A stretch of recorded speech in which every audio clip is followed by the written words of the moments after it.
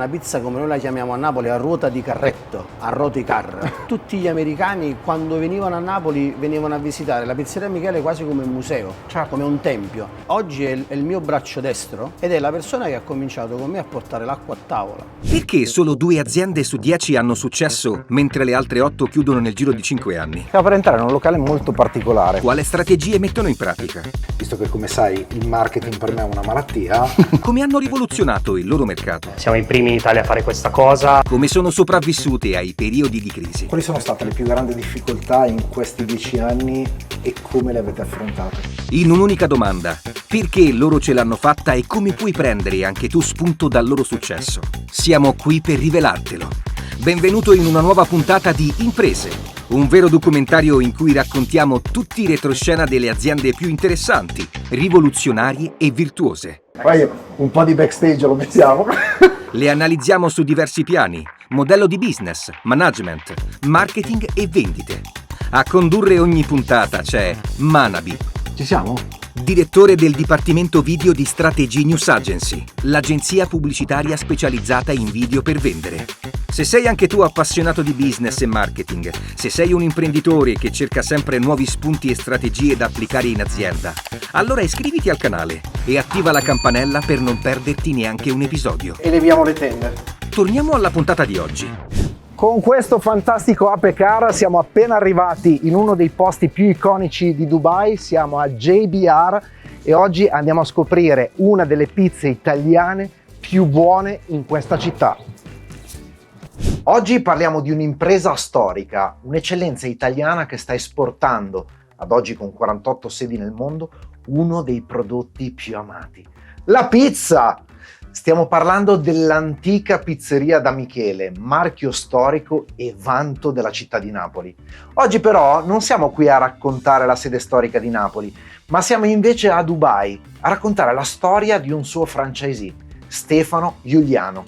Stefano di professione non è un pizzaiolo, ma è un avvocato che ha visto in Dubai una grossa possibilità per portare un pezzo della sua amata Napoli nel mondo. Oggi quindi scopriamo il franchising dell'antica pizzeria da Michele attraverso la storia di Stefano che, puntando tutto sul suo team, prevalentemente di italiani, è riuscito a creare un piccolo angolo di Italia qui a Dubai e non solo. Ma questa è un'impresa che ha originato una vera e propria impresa? Scopriamolo insieme. Oh, Stefano, che piacere. Buongiorno, benvenuto. Grazie per averci accolto. Grazie a voi di essere venuti. Dove ci troviamo? Ci troviamo a JBR in Sì. Dubai Marina. Questa è la sede dell'antica pizzeria da Michele, la pizzeria che oggi annovera circa 48 sedi nel mondo. Caspita. Io sono il master franchisee degli Emirati Arabi. Ok, procediamo con piccoli step. Per franchising o affiliazione commerciale intendiamo il contratto stipulato tra due soggetti. Il franchisor, affiliante, concede all'altra franchisee, l'affiliato, la disponibilità, attraverso il pagamento di un corrispettivo, ad avviare una nuova attività sotto il cappello dell'azienda madre, in questo caso l'antica pizzeria da Michele. E quindi cos'è il master franchisee? È una versione più avanzata utilizzata specialmente quando si vuole penetrare nuovi mercati in cui il master franchisor stipula con il master franchisee un contratto di franchising relativo ad un'area specifica, in questo caso gli Emirati Arabi Uniti. Qui abbiamo 3 sedi. Questa è la seconda delle 3 sedi, Ok? è vicino al mare ed è il nostro, diciamo, gioiello, è la più grande. Abbiamo quasi 300 posti a sedere, abbiamo due forni Sì, rigorosamente a legna. bene. E è una location importante perché è come se stessimo sul lungomare di Napoli, quindi Sì. abbiamo riprodotto un po' quell'ambience bello che dà la sensazione di stare a Napoli. Qui siamo in uno dei posti più iconici perché siamo di fronte alla ruota panoramica più grande del mondo. Sì, Siamo di fronte anche, ho scoperto ieri, a quella che è la scritta sull'acqua più grande del mondo. sì, Dubai assolutamente è la sì. città dei record. Sì. Com'è lavorare qui a JBR? Allora, lavorare a JBR e in generale negli Emirati Arabi è davvero una bella sfida, perché spesso quando si parla degli Emirati Arabi si parla solo di quello che sono gli aspetti fiscali, economici. Sì. Tutti quanti pensano che sia Vabbè, beato te, beato te, beato te. La realtà è che è una bella sfida perché si gioca fuori casa, non si gioca in casa, con quelle che sono le semplificazioni che l'apparato amministrativo ti dà, però bisogna poi rapportare queste semplificazioni alla difficoltà di un contesto importante, a partire dalle forniture dei prodotti, a partire dal reperimento del personale, avere sempre standard qualitativi alti. Certo. Tutti possono cominciare a fare business a Dubai, però poi, come spesso si dice, i cavalli vincenti si vedono a lungo. Certo. Noi in 3 anni e mezzo abbiamo aperto 3 sedi. Questa è quella di GBR, che è la più grande, come ti accennavo prima. Ne abbiamo la prima, che è quella di City Walk, che abbiamo appena ristrutturato e l'abbiamo resa finalmente dopo 4 anni con duro lavoro. Finalmente l'abbiamo resa anche con licenza alcolica, quindi finalmente i nostri clienti possono bere una birretta, un bicchiere di vino, che fa bene a quello che è il concetto della pizza italiana e nello specifico napoletana. E abbiamo la terza sede invece, che è Dubai Hills Mall, che è un nuovo centro commerciale molto local e molto frequentato da local. Stare a GBR è un sogno, perché noi ormai lo viviamo tutti i giorni e ci sembra tutto normale. Questo modo di vivere, questo sole, questa serenità, noi oggi la percepiamo come cosa normale, ma tutti i nostri clienti quando sono qui la vivono invece come un sogno. Ed è anche bello vedere le fasi dalla mattina, pomeriggio e sera, quando diventa tipo un po' Las Vegas, tutte queste luci che ci accompagnano. E poi la cosa più importante e vedere uscire la pizza napoletana di Michele con la sua tradizione dal 1870 servita qui sui tavoli di Dubai. Torno un attimo a quello che stavi raccontando, perché mi incuriosisce particolarmente, perché anche nella percezione italiana l'avvocato è una figura importante, è una di quelle figure che, se vuoi, in qualche modo anche i nostri genitori dicono che cosa vuoi fare da grande? Beh, se facessi il medico o l'avvocato o addirittura il notaio saremmo tutti quanti tranquilli, felici, eccetera eccetera. Che cosa ti porta a dire dall'avvocato mi sposto e inizio a fare impresa? È come se avessi seguito quello che mio padre, che non c'è più dal 2020, ha fatto. Papà era un direttore di banca, ha 44 anni, quindi più o meno ci siamo come epoca. Ha deciso di lasciare la banca perché non lo soddisfava più, era diventata sterile, non gli dava più stimoli, e ha cominciato a svolgere la libera professione. Quindi è come se io avessi percorso un poco quello che lui ha fatto, però poi andando in uno step successivo, in una fase successiva. La vita è fatta di stimoli. Quando ti rendi conto che quello che fai non riesce più a darti forza, o meglio cerchi di riqualificarlo e puoi mettere a disposizione le tue forze, capacità, allora diventano nuovi stimoli che potenzialmente ti portano a fare altro. A me è servito molto il mio background legale, perché oggi io, quando mi siedo con questi colossi che sono poi è il governo e le società governative che gestiscono tutto il lifestyle emiratino, ho una marcia in più, perché mi siedo in primis come professionista a dialogare con loro per quello che sono i contratti, tutti gli aspetti generali, e poi sono entrato nel business. Questo è un business che ti dà tanta forza, e lo switch tra la figura di avvocato, che comunque, come ti accennavo, continuo a svolgere perché una volta al mese sono in Italia, mi muovo,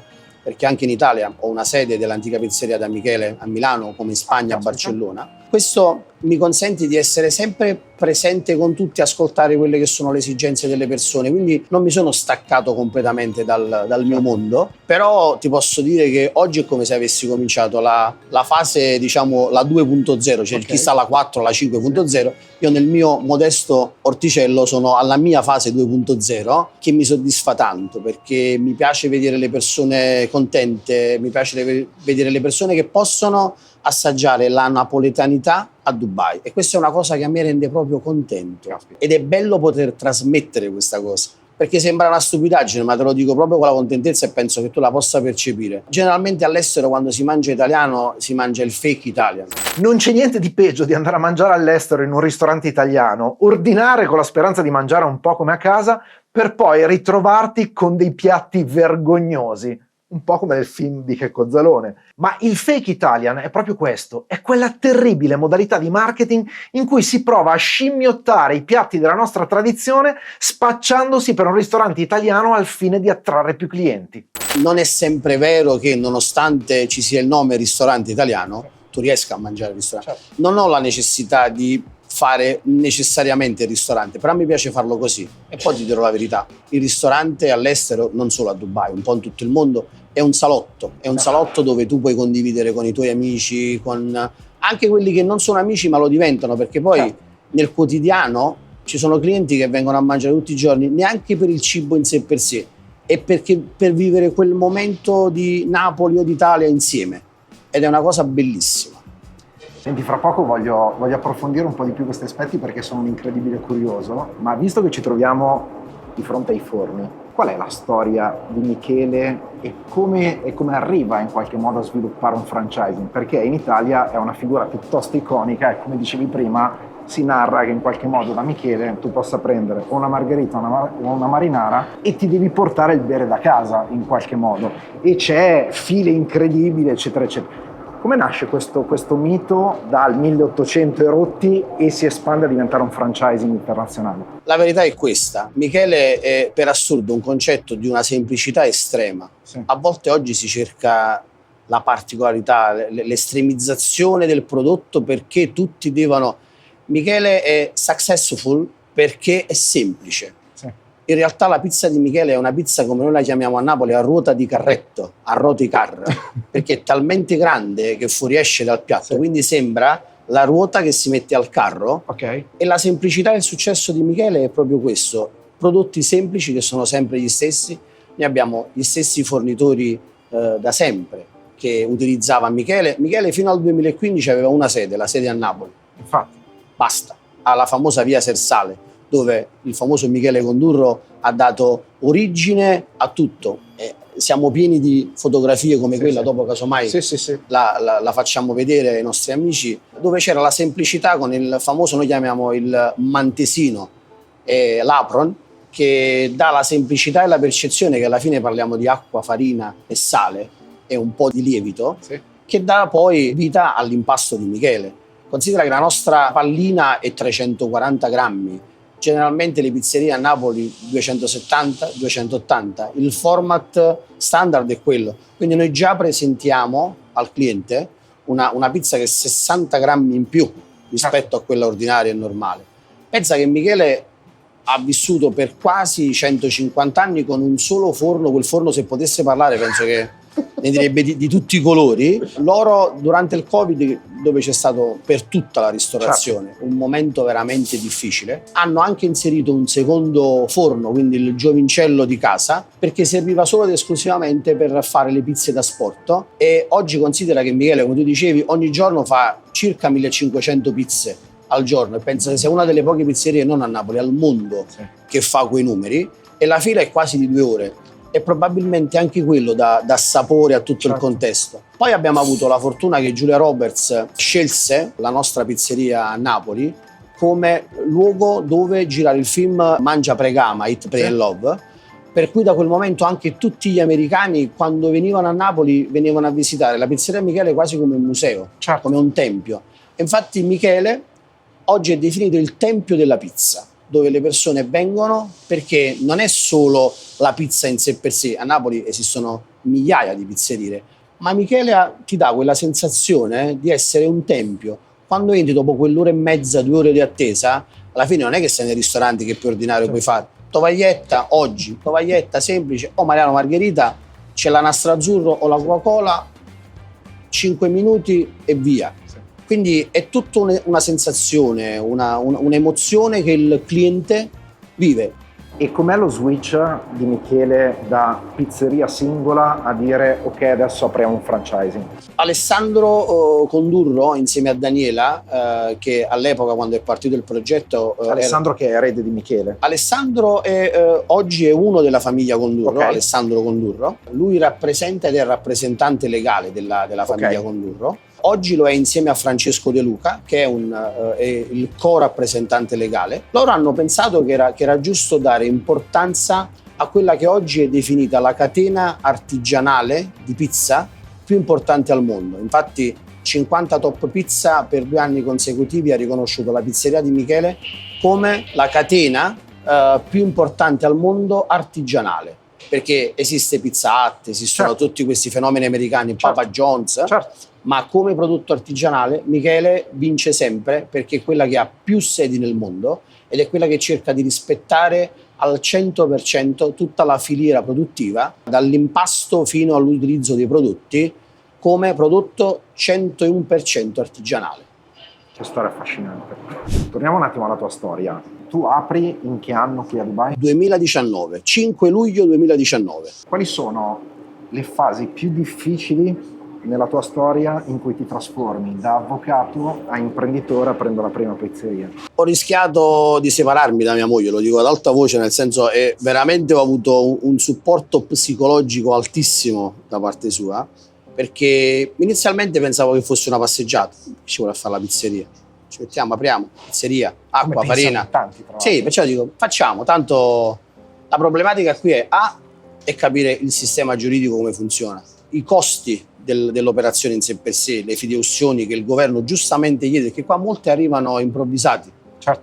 e pensano che sia tutto facile, in realtà non è così. Quindi le difficoltà sono state, in primis, quelle di affrontare un contesto economico completamente diverso dal nostro. Oggi in Italia, ovunque ci sia la possibilità di fare pizzeria, tu la puoi fare con 100, 200, 300. Qui no, e parlo di euro, non di dirham come qua. Qui purtroppo è un contesto molto più ampio, molto più difficile, e l'aspetto ancora più difficile è trovare il contractor, sarebbe l'impresa che fa i lavori, perché anche lì sembra facile, ma in realtà qui c'è una casistica enorme dove le imprese cominciano i lavori, poi volano altrove, ti lasciano appeso nel bel mezzo del mare, e per ricominciare è veramente tosta. Infatti molti progetti qui, tra 2 o 3 mesi apro, dopo un anno l'apertura ancora non si vede. E anche a me è successo il primo anno, io pensavo di poter aprire in maniera veloce, ho impiegato 8 mesi per aprire. Caspita. Non conoscevo le dinamiche amministrative e burocratiche per inesperienza, Sì. perché per quanto puoi essere attento e conoscere, non conosci. Oggi gli altri 2 locali che abbiamo realizzato li abbiamo fatti in 50 giorni, mettendo a frutto l'esperienza. Quello che ci ha bruciato nella prima l'abbiamo deplano utilizzato per le altre 2, ed io lo vedo ancora oggi. Ci sono tante attività che pensano che sia facile subito fare i lavori, 2 o 3 mesi, non è così. La cosa bella però qual è? Che io la mattina quando mi sveglio qua penso a lavorare, non alle problematiche amministrative. Le problematiche amministrative il governo qui te le fa vivere a monte. Cioè, io ti do tutti i problemi del mondo, una volta che me li hai sviscerati non vengo più a darti fastidio, lavora perché tu devi produrre. Da noi invece succede un po' il contrario, ti fanno fare le scie, ti fanno aprire, ti fanno fare il fenomeno, dici non ti preoccupare, vai. Poi ogni 3 secondi hai i controlli di qua, i controlli di là, che non consentono all'imprenditore di essere imprenditore. Io la mattina quando vengo alle 9 in questo fantastico scenario mi rilasso, riesco a produrre, riesco a pensare al menù, riesco a pensare alla prossima cosa da fare, non al problema che viene dalla mattina quando chiama il direttore e dice Stefano, questa è una cosa bellissima, avere la possibilità del supporto di chi ti dice lavora, produci. Nel Covid è stato un macello, nessuno ha pensato agli imprenditori.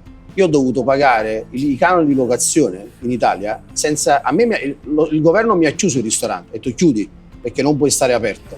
Però il governo non ha detto al padrone di casa guarda, metti in stand-by i canoni di locazione perché io ho chiuso. Sarebbe bastata questa cosa. Noi siamo sopravvissuti perché facciamo gli imprenditori, Certo. non facciamo i ristoratori che ce ne vediamo bene. Ce ne vediamo bene sì, ma dipendenti, fornitori, però chi non ha avuto le spalle forti durante il Covid Ha preso ha chiuso, quelle legnate. ha dovuto svendere, si è dovuto fare male. Bastavano piccole regole, come è successo qua. Qua sono stati intelligentissimi. Hanno detto noi siamo un paese emergente, non abbiamo problemi a dire fermiamoci.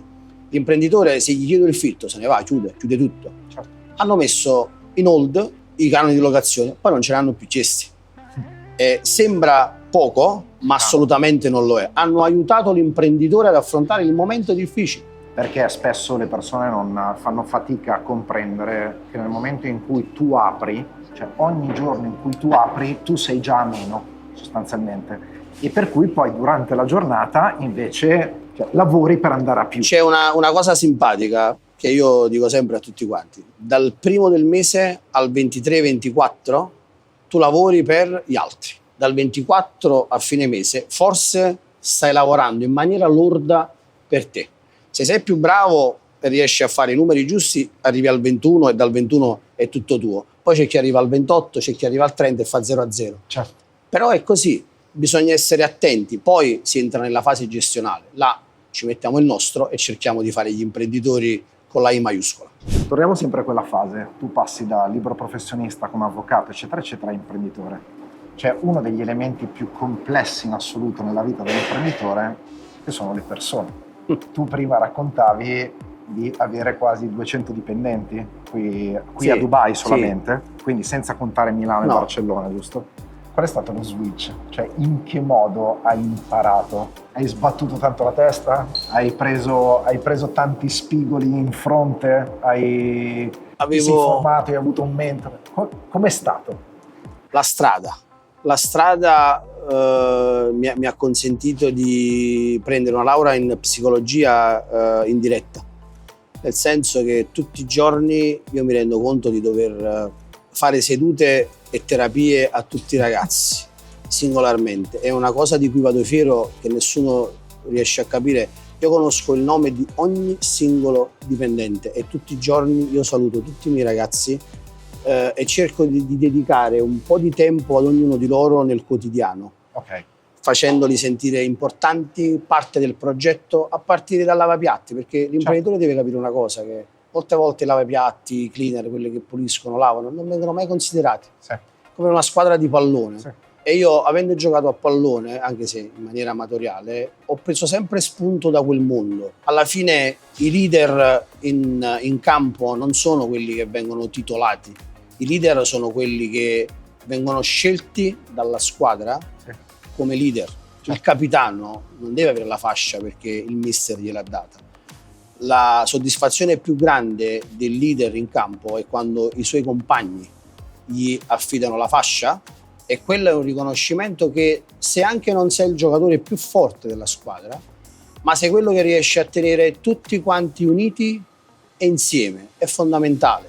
Ogni volta ti rendi conto che sono, soprattutto all'estero, ragazzi che sono soli, ragazzi giovani, parliamo di ragazzi che sono tra i 25 e i 30 anni, 35 anni, quindi comunque vivono all'estero con le difficoltà di vivere all'estero senza un supporto familiare, senza quello che è anche il quotidiano, la chiacchierata, soprattutto da noi al sud, con mamma, con papà, il caffè a tazzulelle caffè a prima mattina, questo manca.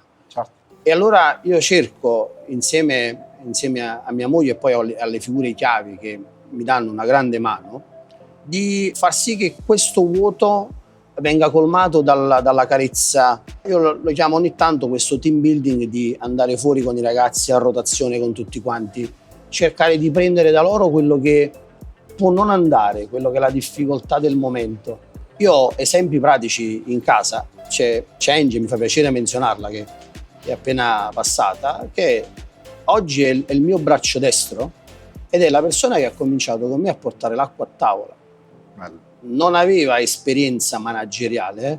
Oggi senza di lei io mi sentirei monco, mi sentirei claudicante, non avrei la forza di poter gestire le quasi 200 persone con una semplicità estrema. Se mi posso allontanare, andare a Milano, in Spagna, e grazie a lei ho Antonio o Peppe, che sono i pizzaioli che sono con me da quando ho cominciato, non mi hanno mai lasciato. Però loro dicono: Stefano, io ho fatto una scelta nel Covid, quando stavamo morendo, io ho fatto una scelta imprenditoriale che alla fine ci ha premiato. Io non ho mandato nessuno a casa. Qua la maggior parte delle aziende, non avendo fondi, hanno licenziato e hanno mandato tutti quanti a casa. I ragazzi li ho tenuti qua, li ho pagati sempre tutti, non li ho mai abbandonati, e questo mi ha consentito che quando si è ripartiti post-Covid noi eravamo forti, eravamo in forma e pronti per. Gli altri si sono dovuti un'altra volta rimettere a fare la ricerca, le interview, a ricominciare da capo. Loro questo me lo riconoscono, loro scherzano tutti i giorni, che lo facciamo le preghiere tutti i giorni. Stefano, Ti sta piacendo questa puntata? Allora immagina cosa potremmo realizzare per la tua azienda. Affida la tua azienda a chi è in grado di renderla memorabile e, soprattutto, più profittevole. Raggiungi il tuo obiettivo, vendi di più, aumenta i tuoi profitti e la tua fetta di mercato. Tutto questo grazie al team di Strategy News Agency e grazie allo strumento più potente sul mercato, i video. Trovi tutti i dettagli cliccando il link in descrizione. Affinché tu stia bene in salute, soprattutto nella parte finale del mese, quando poi ci devi pagare gli stipendi. Quindi questa è una soddisfazione, che significa che alla fine, per quanto te ne possano dire, perché alla fine sei sempre il boss e quindi è giusto che te le dicano dietro, però almeno c'è una stima personale che consente alla fine di creare questa. E tutte le figure che ho avuto pian piano, anche dalle più semplici, sono cresciute e oggi in questa filiera occupano dei ruoli più importanti che mi consentono di poter programmare anche future aperture come Abu Dhabi ed altre location. Senza le loro figure sarebbe umanamente impossibile. Oggi pensare che da solo puoi fare tutto è da folli, è veramente da folli. Bisogna avere l'umiltà di capire che da soli non si va da nessuna parte. E la figura come Angie, che per me è l'esempio sempre più lampante che faccio a tutti quanti, anche nei momenti di team building, dico ragazzi, chi è partito da zero e oggi vi dirige tutti e 200 con la serenità e semplicità, è quello a cui dovete puntare voi, perché quello vi consente di capire come poter crescere in un qualsiasi mondo e ambiente lavorativo. E a questo mi aggancio parliamo un po' di numeri. Qual è il volume d'affari generato dalle 3 pizzerie da Dubai, o comunque della tua attività in generale, comprensiva anche di Milano e Barcellona? Allora, è un volume alto perché considera tecnicamente una pizza a Milano noi la vendiamo a 10 euro, a Napoli oggi la pizza si vende a 6-7 euro, quindi Milano già però è Milano. Qua una pizza parte dai 17 euro e arriva anche ai 30 euro, ma come ti dicevo prima, considera che il pomodoro che noi in Italia paghiamo 13, qua lo paghiamo 26. Quello che oggi in Italia costa 22, noi qua lo paghiamo quasi 40. Quindi è inevitabile che come piramide questa incidenza ricada sul prodotto. Noi diciamo oggi ci definiamo come una holding piccola, italiana, ma siamo una holding che sviluppa un giro intorno ai 60 milioni di dirham complessivamente. La holding è una società finanziaria, capogruppo o madre, che detiene una parte o la totalità del capitale di altre imprese, che possono avere per oggetto settori economici diversi oppure distinte fasi dello stesso processo produttivo, al fine di controllarne la gestione finanziaria, industriale e commerciale. Diviso 4. E naturalmente le differenze sono, a dispetto di quello che si possa sempre pensare, l'Italia, come tutti gli imprenditori sanno, se sei bravo e sei un fenomeno e operi in maniera sana, a fine anno riesci a marginare il 10, il 12%, ma già devi aver fatto un lavoro alto di impostazione, di verifica. Dubai invece ti considera di andare tra il 20 e il 25% di resa finale, quindi a fine anno ti porti utili quasi il doppio, quindi diciamo che ogni pizzeria a Dubai corrisponde a 2 pizzerie italiane.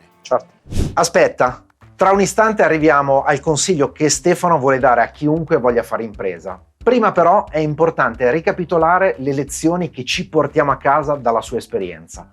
1.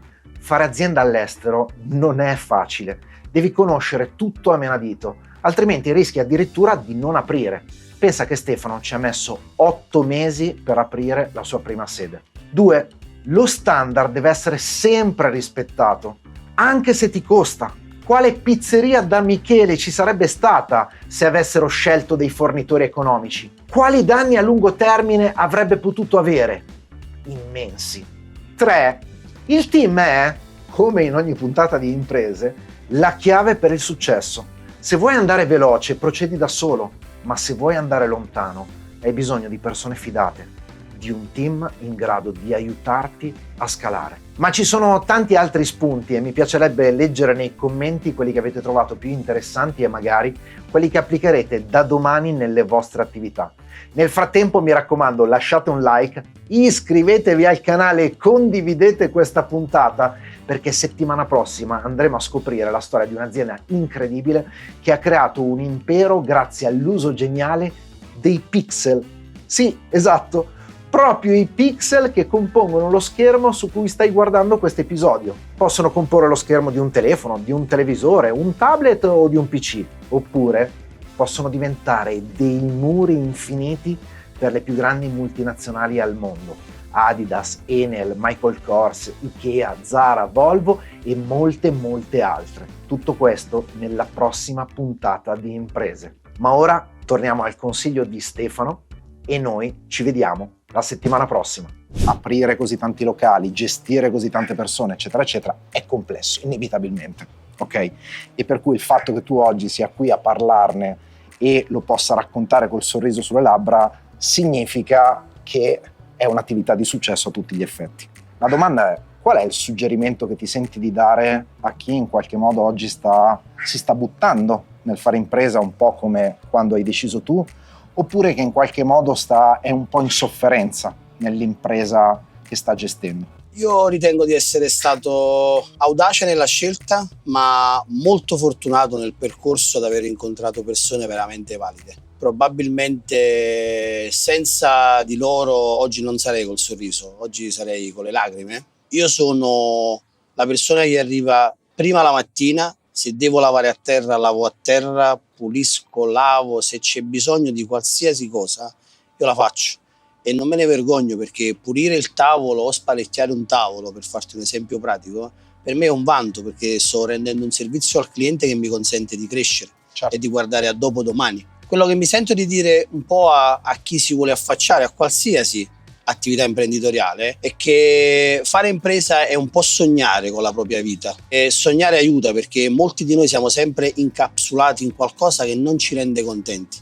e quando non sei contento o parli con te stesso e dici: sarei capace di fare qualcosa di diverso, perché non tutti nasciamo imprenditori, qualcuno di noi ha la vocazione, altri no, ma se ti senti di essere imprenditore fallo, poi il tempo dirà se lo sei o meno, però non ci tappiamo le ali.